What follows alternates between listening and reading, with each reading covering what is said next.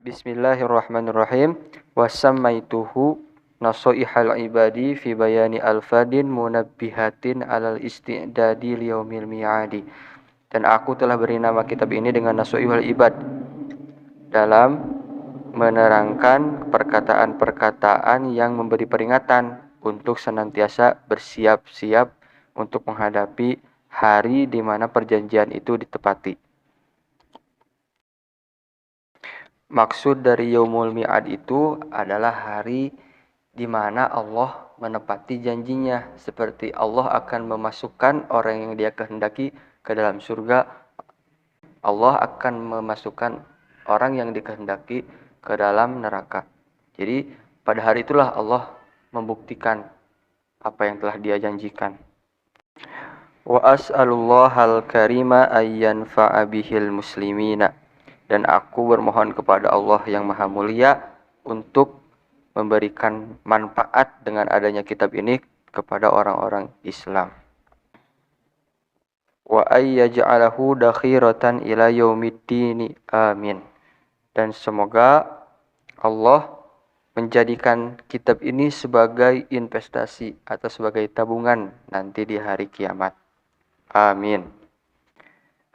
Bismillahirrahmanirrahim. Dengan menyebut nama yang nama itu adalah Allah yang Maha memberi rahmat bagi seluruh makhluk di dunia dan memberi rahmat khusus bagi kaum mukminin di akhirat. Wa tusannu inda ibtida'i kulli umurin ghairi muhkiratin. Membaca bismillah itu dianjurkan ketika hendak memulai segala urusan yang tidak dianggap hina.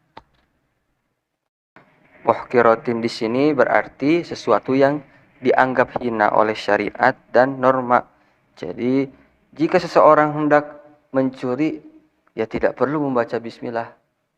Terlebih lagi, mencuri itu sesuatu yang sangat dianggap hina oleh agama dan norma.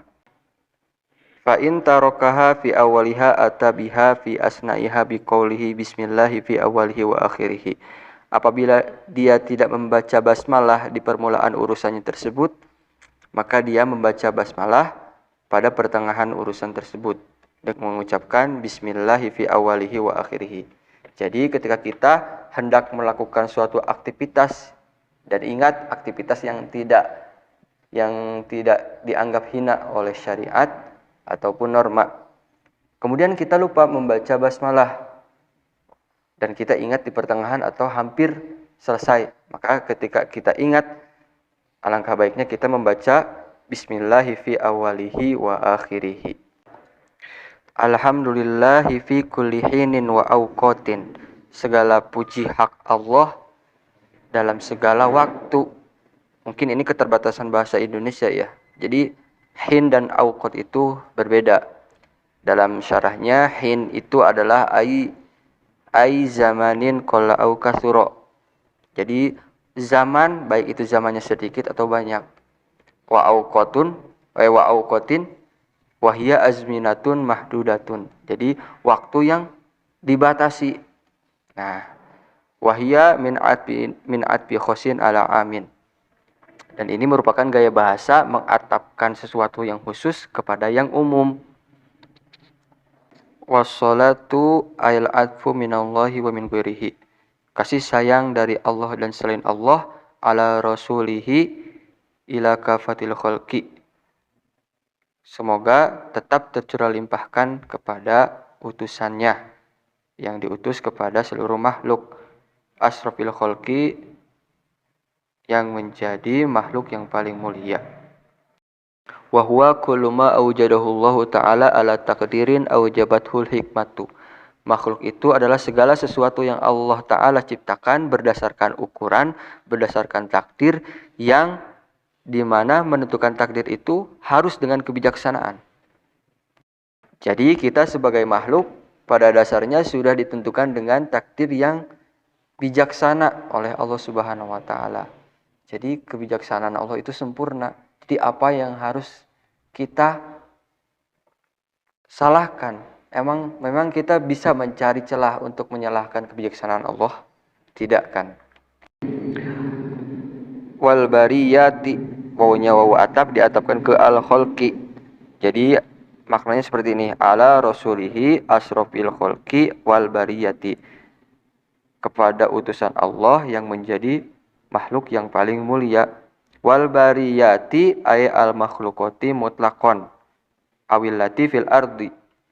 Jadi bariyah itu adalah makhluk secara mutlak, baik yang ada di bumi atau yang di langit, atau sesuatu atau makhluk yang berada di bumi saja.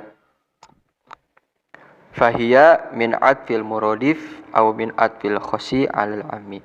Wal bariyah dan al kholqi ini merupakan gaya bahasa min atfil muradif, mengatapkan muradif. Jadi ada kata yang bersinonim tapi diatapkan gitu dengan menggunakan wawu.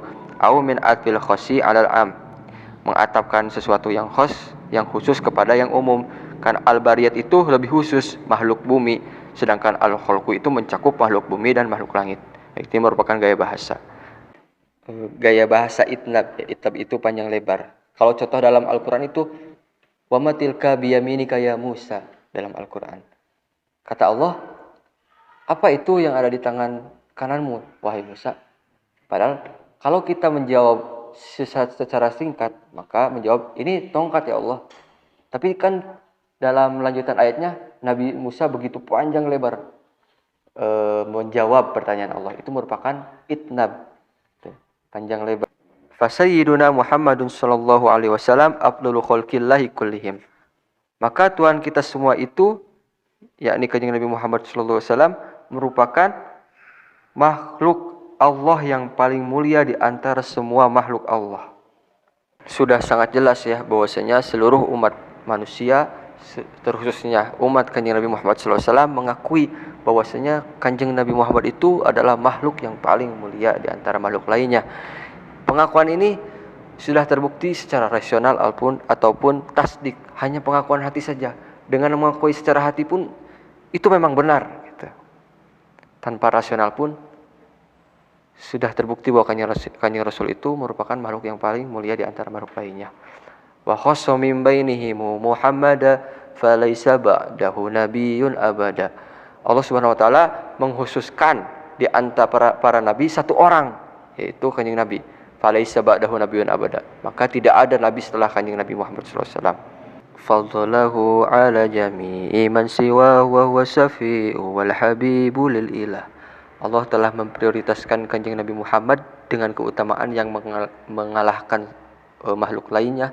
Wa huwa syafi'u wal habibu lil ilah. Dia itu merupakan nabi yang diberi izin memberi syafaat dan dia merupakan kekasih Allah Subhanahu wa taala. Hadhihi ayal mustahdiratu fi dzihni, sesuatu yang ada dalam hati ini adalah munabbihatun alal istidadi liyaumil mi'adi, peringatan-peringatan untuk siap-siap menghadapi hari di mana perjanjian itu ditepati. Alat ta'ahubi, peringatan-peringatan untuk bersiap diri li ajli waqtir ruju'i ilallahi ta'ala, menghadapi waktu kembali kepada Allah Subhanahu wa taala. Fa inna minha ayal munabbihati ma yakunu musannan ay zawjaini wa minha ma yakunu sulasiyan ila tamamil asyrati. Maka sesungguhnya dari sebagian peringatan-peringatan itu ada yang berupa musanna, maksudnya dua bagian, dan sebagian dari peringatan-peringatan itu ada yang berupa sulasi sampai 10. Wa jumlatul maqalati mi'atani wa arba'a asyrata. Jadi jumlah al-maqalat itu bisa berarti perkataan, ucapan, atau uraian. Ada 214. Al-akhbaru khamsatu wa arba'una wal bawaqi atharun. Akhbar atau khobar itu terdapat 45, sementara sisanya itu athar. Wa ana uridu atabaruka bi ityani hadisaini syarifaini jalilaini.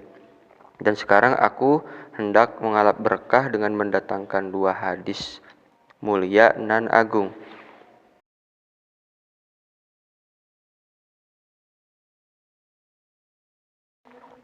Fal hadisul awwalu ajazani bihil allamatu syaikhu Muhammadun al-Khatibu asy-Syami tsumma al-Madani al-Hambali. Maka hadis yang pertama telah mengijazahkan kepadaku Al-Allamah Syekh Muhammad Al-Khatib Asy-Syami terus Al-Madani Al-Hambali wa huwa Ibnu Utsmana Ibnu Abbasin Ibnu Utsmana an masyayikhihi mutasilan ila Abi Darin Al-Ghifari radhiyallahu an. Dan dia adalah putranya Utsman, putranya Abbas, putranya Utsman dari gurunya Utsman sampai kepada Abi Dzar Al-Ghifari. Semoga Allah meridhoi beliau. An Rasulillah sallallahu alaihi wasallam fima yarwihi an rabbih azza wa jalla. Hadis ini diterima dari Kanjeng Nabi sallallahu alaihi wasallam mengenai apa yang telah ia riwayatkan dari Tuhannya yang Maha Gagah dan Maha Agung. Jadi hadis yang pertama itu hadis qudsi. Hadis qudsi itu hadis yang secara makna itu langsung dari Allah, namun gaya bahasa, perkataan, mufradat yang dikeluarkan itu dari Kanjeng Nabi Muhammad SAW. Berbeda dengan Al-Quran. Al-Quran itu dari Allah secara makna dan secara lafaz. Qala ta'ala, Allah yang maha mulia berfirman, Ya ibadi inni haramtu az-zulma ala nafsi wa ja'altuhu bainakum muharraman fala tadzalamu. Wahai hambaku, aku telah mengharamkan diriku sendiri untuk berbuat zalim, dan aku menjadikan kedzaliman di antara kalian itu sebagai sesuatu yang diharamkan. Fala tadzalamu, maka janganlah kalian saling menzalimi satu sama lain. Ya ibadi kullukum dhallun illa man hadaituhu fastahduni ahdikum. Wahai hambaku, kalian semua itu sesat kecuali orang yang aku beri hidayah. Maka mintalah hidayah kepadaku, maka aku akan beri hidayah kepada kalian. Nah, begitulah hidayah itu bukan sesuatu yang mudah kita dapatkan. Pada dasarnya kita harus meminta. Oleh karena itu Allah mencantumkan perihal hidayah dalam Quran surat Al-Fatihah, ada ihdinas siratal mustaqim. Dan lafaz ihdina itu bermakna ad-dawam. Jika dalam ilmu ma'ani, fi'il amar dalam lafaz ihdina itu bermakna ad-dawam. Jadi senantiasa terus-menerus untuk meminta hidayah kepada Allah. Teringat cerita teman saya. Teman saya punya satu kakak. Kakaknya itu sering terjerumus ke dalam hal-hal negatif. Ya, kalau dikatakan dia jauh dari hidayah Allah Subhanahu wa taala. Tapi dia selalu berdoa, ya Allah, berilah hidayah kakakku. Ya Allah, berilah hidayah kakakku. Kemudian saya mengomentari, kan hidayah itu harus orang yang bersangkutan yang memintanya. Maka Allah akan beri hidayah. Tapi si adiknya itu pintar, bisa menjawab. Dia menjawab, iya, tapi ketika kakak saya satu kali meminta hidayah kepada Allah, maka dia akan langsung diberi hidayah oleh Allah. Karena stoknya ada banyak. Saya setiap hari meminta doa kepada Allah, meminta diberi hidayah. Nah, itu adalah stoknya. Jadi setiap hari saya terus berdoa, stoknya banyak. Ya ibadi kullukum ja'iun illa man at'amtuhu fastat'imuni ut'imkum. Wahai hambaku, kalian semua itu lapar kecuali orang yang aku beri makan. Oleh karena itu, minta makanlah kepadaku, maka aku akan memberi makan kepada kalian. Ya ibadi kullukum arin illa man kasautuhu fastaksuni aksukum. Wahai hambaku, kalian semua itu telanjang kecuali orang yang aku beri baju. Maka oleh karena itu, minta pakaianlah kepadaku, maka aku akan memberi pakaian kepada kalian. Dari dua kutipan di atas, itu merupakan gaya bahasa majaz mursal. Min itlaqil juz'i wa iradatil kull. Mengucapkan sebagian, namun yang dimaksud oleh si pembicara adalah semuanya. Contoh dalam Al-Quran, warka'u ma'ar raki'in. Ruku'lah dengan orang-orang yang ruku'. Tapi maksudnya, sholatlah dengan orang-orang yang sholat. Nah, jadi maksud dari dua kutipan di atas itu, wahai hambaku, kalian semua itu lapar. Wahai hambaku, kalian semua itu telanjang, maka mintalah rezeki kepadaku. Karena makanan dan pakaian itu bagian dari rezeki. Ya ibadi innakum tukhti'una bil-laili wan-nahari wa ana aghfirudz dzunuba jami'an fastaghfiruni aghfir lakum. Wahai hambaku, kalian semua itu suka berbuat salah di malam hari atau di siang hari. Sementara aku itu akan selalu mengampuni semua dosa. Oleh karena itu, mintalah ampunan kepadaku, maka aku akan mengampuni kalian semua. Dalam konteks ini, mengapa Allah mengampuni semua dosa? Karena khitabnya atau lawan bicaranya itu ibad. Ibad itu yang kan hamba. Seorang yang menghambakan diri, berarti dia orang-orang Islam. Jadi, maksudnya, aku akan mengampuni semua dosa kecuali musyrik. Karena musyrik itu tidak masuk konteks ya ibadi. Ya ibadi, innakum lan tablughu dzurri fatadurruni wa lan tablughu naf'i fatanfa'uni. Wahai hambaku, kalian semua itu tidak akan pernah sampai memberikan satu bahaya kepadaku. Lantas kalian masih saja memberikan bahaya kepadaku. Dan kalian tidak akan pernah sampai memberikan satu manfaat kepadaku. Lantas kalian masih saja memberikan satu manfaat kepadaku. Ya ibadi, law anna awwalakum wa akhirakum wa insakum wa jinnakum kanu ala atqa qalbi rajulin wahidin minkum mazada dzalika fi mulki syai'an. Wahai hambaku, kalaupun ada orang pertama di antara kalian, orang terakhir di antara kalian, manusia di antara kalian dan jin di antara kalian, terdapat orang yang paling takwa hatinya, maka dia tidak akan pernah menjadikan kekuasaan Allah bertambah sedikit pun. Ya ibadi, law anna awwalakum wa akhirakum wa insakum wa jinnakum kanu ala afjari qalbi rajulin wahidin minkum ma naqasa dzalika min mulki syai'an. Wahai hambaku, kalaupun ada orang pertama di antara kalian, orang yang terakhir di antara kalian, manusia di antara kalian dan jin di antara kalian, terdapat orang yang paling durhaka hatinya, maka dia tidak akan menjadikan kekuasaan Allah berkurang sedikit pun. Ya ibadi, law anna awwalakum wa akhirakum wa insakum wa jinnakum qamu fi sa'idin wahidin fasa'aluni fa'ataitu kulla wahidin mas'alatahu ma naqasa dzalika mimma indi illa kama yanqusul mikhyatu idza udkhilal bahra. Wahai hambaku, kalaupun ada orang yang pertama di antara kalian, orang yang terakhir di antara kalian, manusia di antara kalian dan jin di antara kalian berada di satu bukit, kemudian mereka meminta kepadaku, terus aku kasih setiap permintaan mereka, maka tidak akan pernah mengurangi apa yang aku punya, kecuali seperti menguranginya jarum apabila dimasukkan ke dalam air laut. Ya ibadi, innama hiya a'malukum uhsiha lakum summa uwafikum iyyaha. Hiya di sini adalah domir sya'an. Ad-domiru al-mufassaru bi jumlatin waqa'at ba'dahu. Domir yang dijelaskan oleh jumlah selanjutnya. Ya ibadi, wahai hambaku, aku hanya akan menghitung amal kalian, terus aku akan membayarkannya kepada kalian. Maksudnya membayarkan itu, apabila amalnya baik, konsekuensinya pun baik. Begitupun sebaliknya. Faman wajada khairan falyahmadillaha wa man wajada ghairu dzalika fala yalumana illa nafsahu.